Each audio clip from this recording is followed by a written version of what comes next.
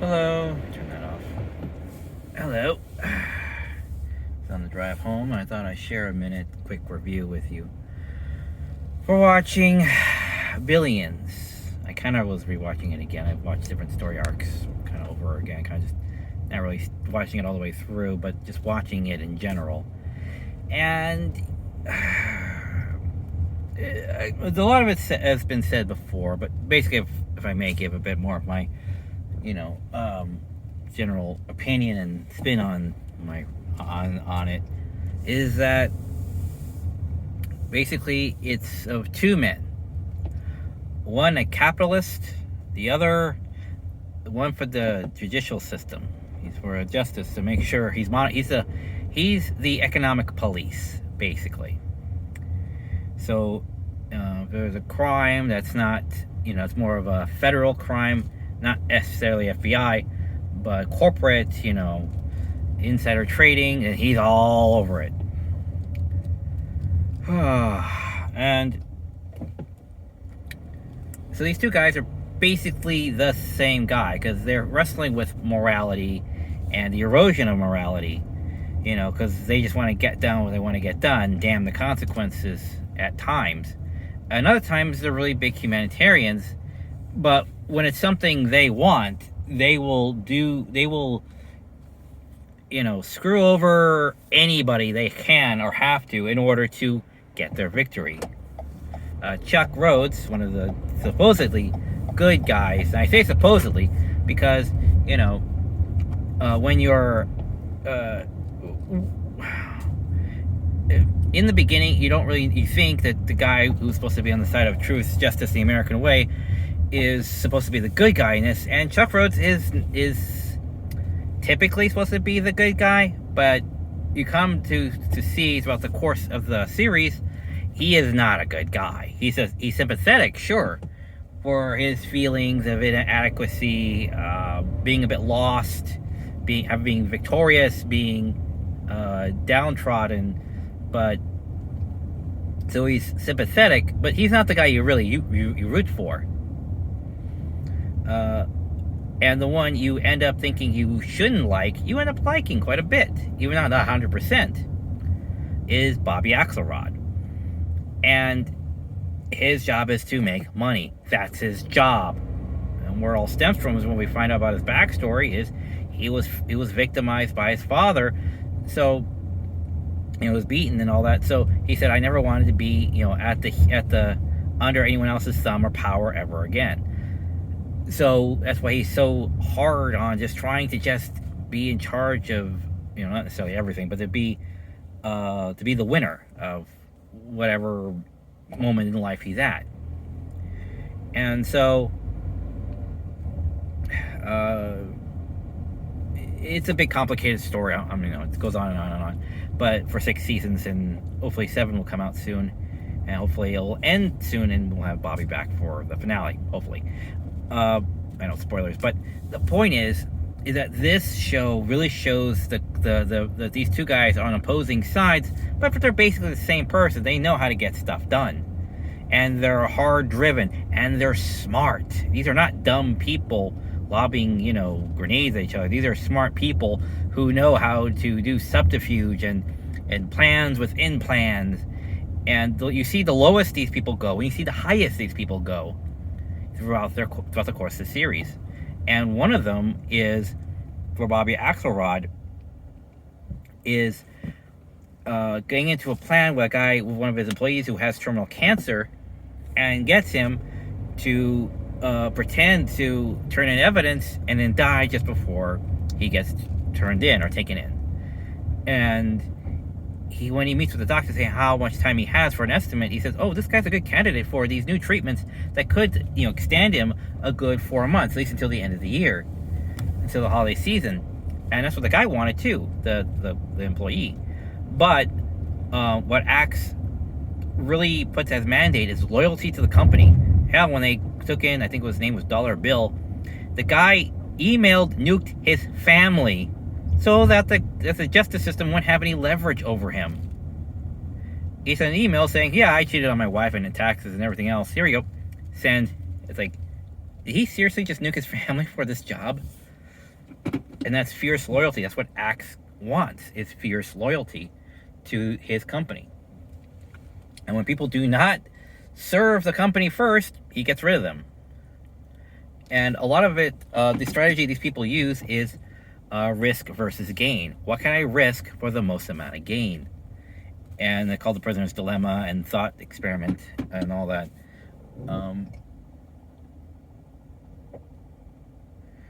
And you see these guys go at it for like 5 seasons of just ugh. And you're kind of wondering who's really the good guy here. Actually, none of them really are. Hell, even Wendy at times, Chuck's wife, who's working as a encouraging consultant or whatever, motivational speaker or whatever, basically the company therapist. She's stuck in the middle of all this, and we see even her moral compass gets eroded at times, because everyone at one time or another has their moral quandary where they're willing to bend or break the rules for a supposed, at the moment, higher authority or higher something that's worth it, a higher concept of justice and fairness and right and wrong. A higher, not say higher authority, but to a higher something or other higher ideal of truth, justice, and the American way. So there also came a plot line where Bobby was found out to be profiting off of 9/11. Gasp! My God, he is so evil. Now, a lot of people across the nation hated this guy at some point. People were like pulling their money out throughout the rest of the series. Kind of basically after this point, people are like, I can't be associated with you, primarily for, and they mentioned back the 9/11 thing. And he basically torpedoes them after that. This is very vindictive, and I love it. But basically, when the first plane hit the tower, Bobby was at a lawyer's away from where, the stock exchange and all that was in the towers. So when the first tower hit, Bobby wasn't there. He was at the lawyer's saying, they're trying to kick me out. So then when he realized what was going on and called everyone to his broker or whatever to do the to shorten the stock market, and then when the second tower hit, everyone who had done business with is now dead. So basically it automatically defaults him because he's still an employee. He hasn't been fired yet. He was about to be fired. So he took whatever shortened money he did against the stock exchange that day and the money that was left over, and it became AxeCap, which is when we meet him later on, some 15 years later. So, and he even states it to those people in his office. He says it was even before we even knew it was terrorism. Honestly, when it's amazing when you watch reenactments of these things, and you will believe that people said, because people were saying this thing, that it was terrorists, and they would say the Chinese, the mafia. Even on Howard Stern, people were like saying, they knew it for certain that it was them. It's like when something bad happened, you see this murder in a room full of people. It's like, who's my least liked person in this room? That guy. Then clearly he did it. That's what it was. No one knew nothing for certain. Nothing. Nobody had a clue. The public knew nothing about 9/11 outside that the planes hit. We didn't know who it was. The government hadn't issued anything yet. But they were going to. Remember, people, let's get our history straight. People were jumping to conclusions because they could. Not that they should. So in the show, a lot of people were jumping to the fact that later on, in retrospect, from 15 years later, it's like, oh, clearly he profited off of terrorism. Oh, it's like, who knew that? The first day we just knew that a plane hit someone. That, as reports come in throughout the course of the day, we realized it was terrorism. Nobody in that first hour knew what the hell was going on. They suspected terrorism, because what are the odds of a plane flying into a building, let alone twice? 45 minutes later or something like that? I forget.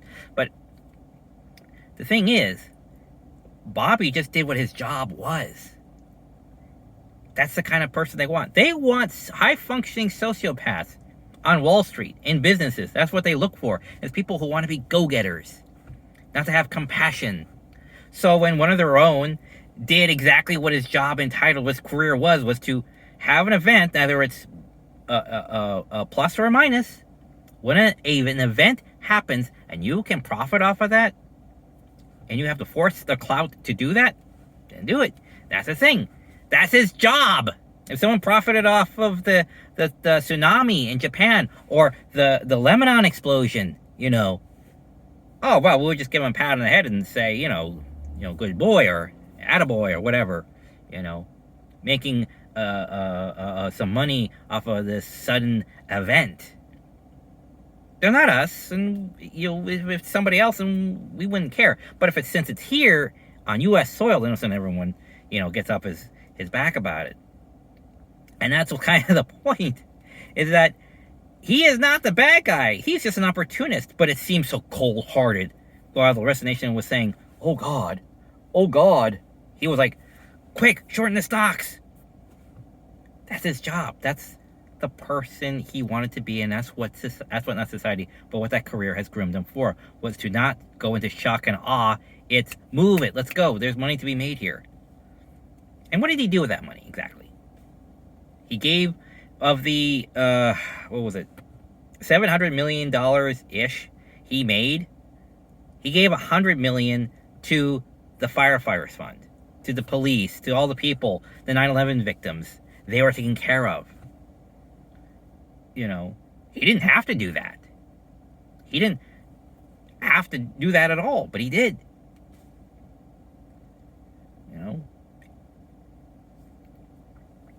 And so that's what we're writing about this character, is that this guy is an opportunist, sure. But he's a brilliant opportunist.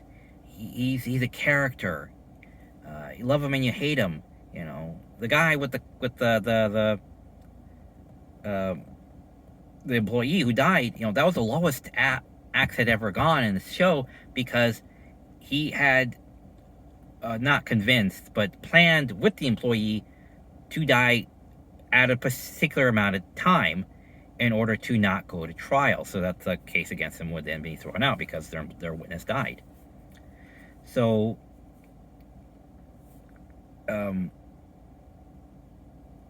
that's as low as Bobby's gone. And so publicly and privately, we see him as lowest. Then we see him as best when he would protect Wendy. Wendy wanted in on that fruit juice whole scandal thing. What did Bobby do? He blackmailed people to make sure Wendy did not get in, try to separate her from the situation as much as possible in order to save her. He didn't have to do that. He did that, even though he was already in hot water for the whole dang thing.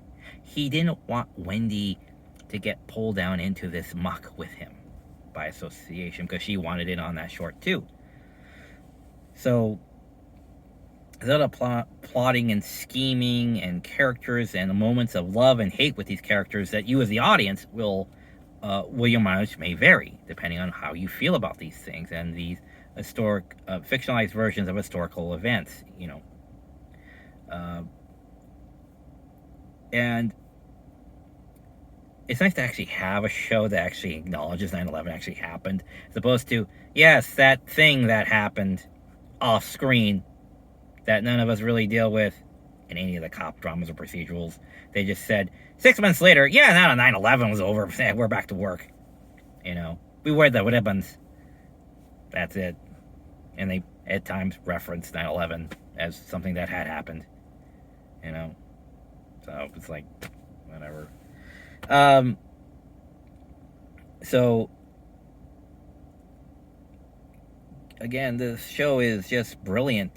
It's just brilliant to see these people try to play, three-dimensional chess with their lives and everyone else's life, and try to get ahead. Everyone's just trying to get ahead, get ahead of everything and everyone, on a day-by-day basis. Make as much money as you can. Try not to fall into the machinations of another plot from your rivals.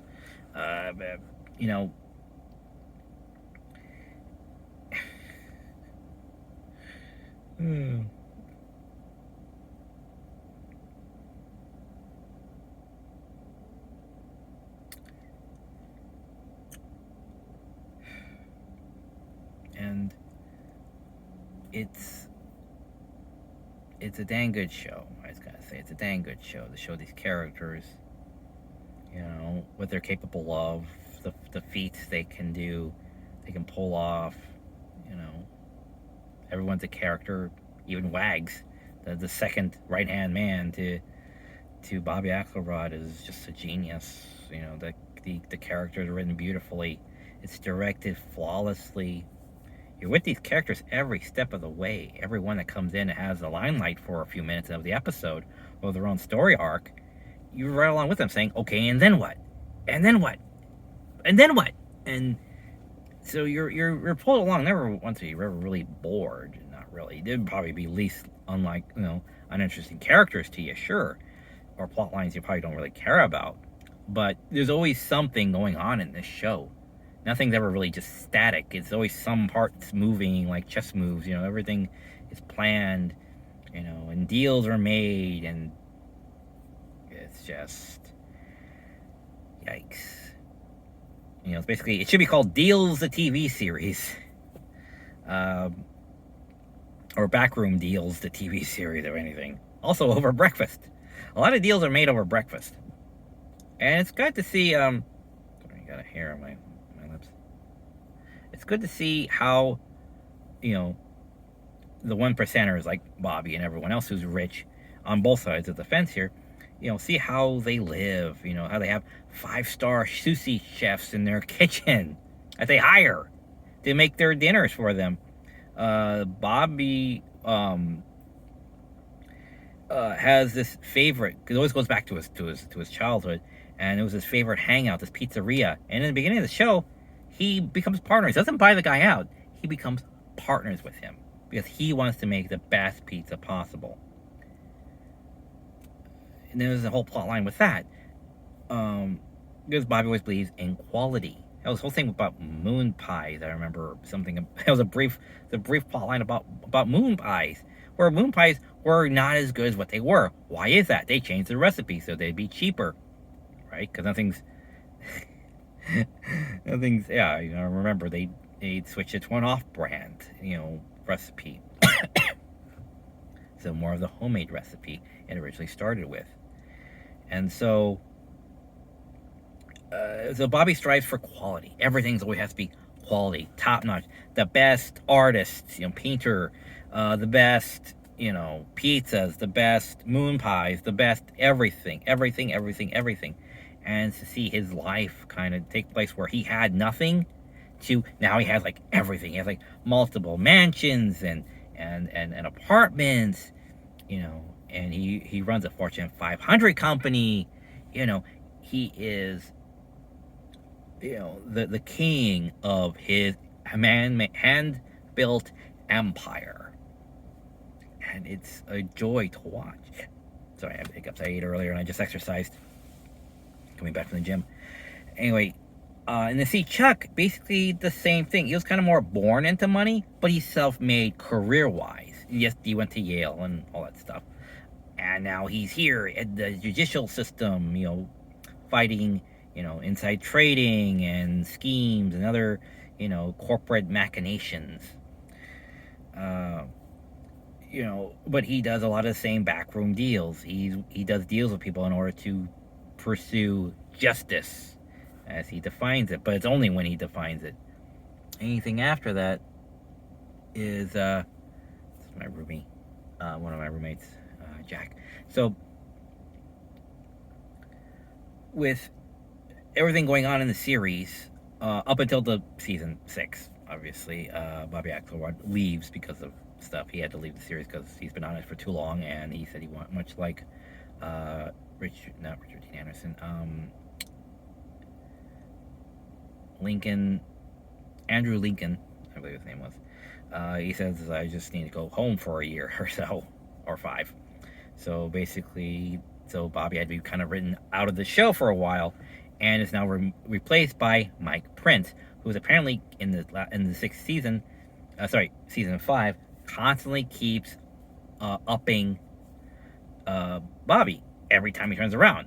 It's like, I want the best artist. It's like, what do you mean they're already sold? This is already supposed to be the pre-showing. It's like there's a pre-showing.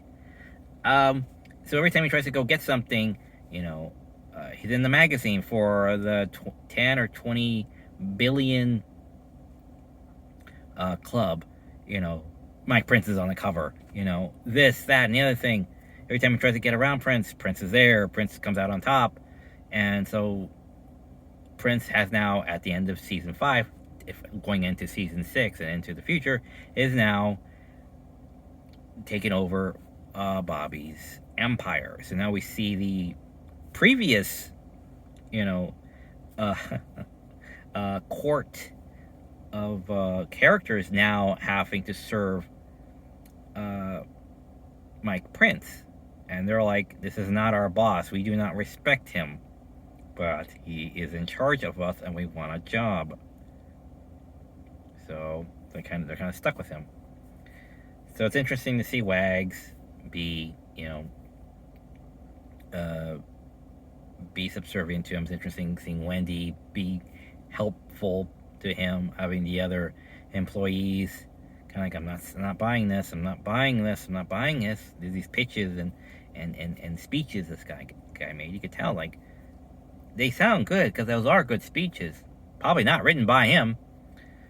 And so, yeah, that's currently where we are at.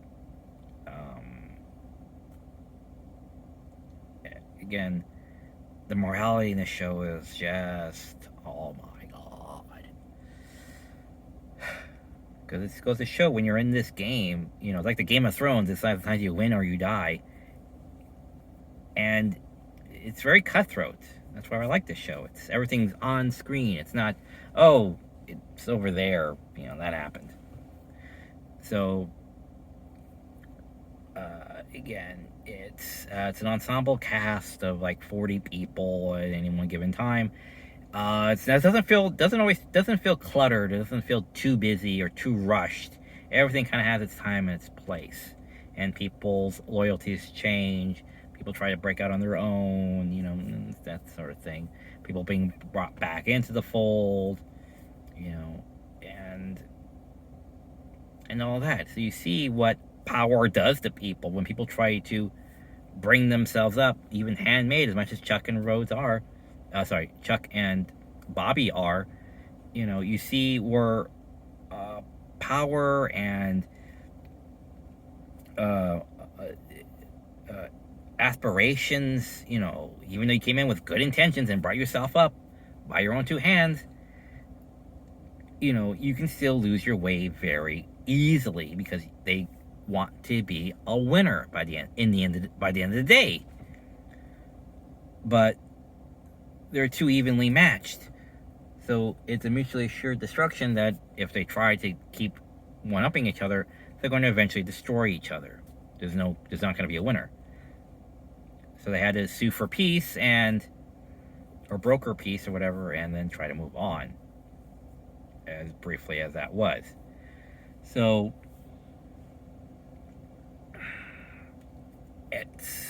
it's a psychological thriller / drama /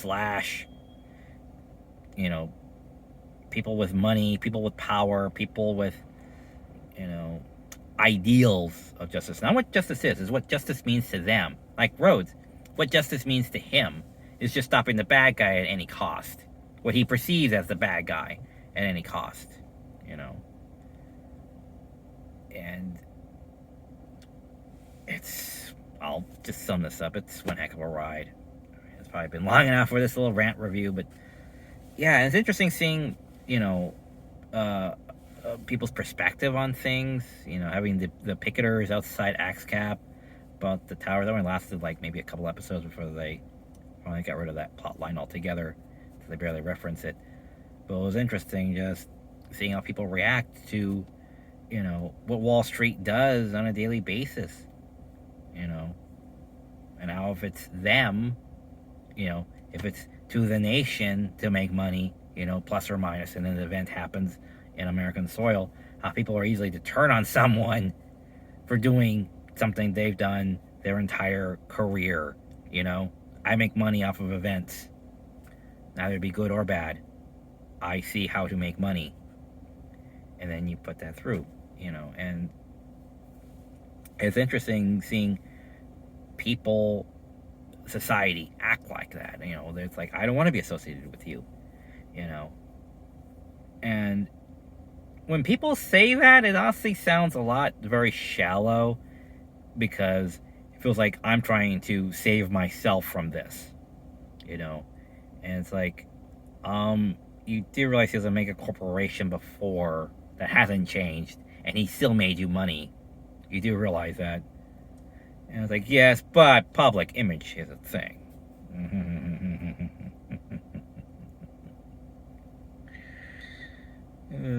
Interesting. People try to get out of things, and he just leaves them a dried, hollowed out husk by the end of these things when people try to distance themselves from him. You know, because I also do find that as rather offensive. You know, it's like, why are you giving me back the money I loaned you? That's your money to do so as you see. You know, I never expected for you to pay it back. You could, but, you know, I don't want you to. I want you to go to school. You did. You got a job. You have your thing. You have your career now. You didn't have to pay me back the $45 million. Oh, but I insist, because I don't want to owe you anything, because I don't want to be near you, the little kid says. So then he tanks him by the end of the episode. And it's like, well, you had to be a dick about it. You could have just said, you know what, just don't talk to him. That's all you could have done. But instead, he's got to give him the money back and showcase it that, and specify it that, I don't want to be associated with you. You was a bad guy. You know? And it's like, that's a bit hurtful, honestly. For a man who fucking gave you $45 million to go to school and get a career, that's a bit insulting. So you left him with basically nothing and a trout. You'll see when you watch it. You'll understand. It's amazing how you sympathize with the supposed bad guy of the series. And you kind of wonder, there are no heroes and there are no real villains. There's just people. That's all it is. It's people with power, period. And whatever morality they choose to use at the time, or justifications. So that's why the show's good. Anyway, so enough rambling. All right, so check it out. That's Billions with a B. That's a Walter White joke. But yes. So take care, and as always, see you at the movies. Bye.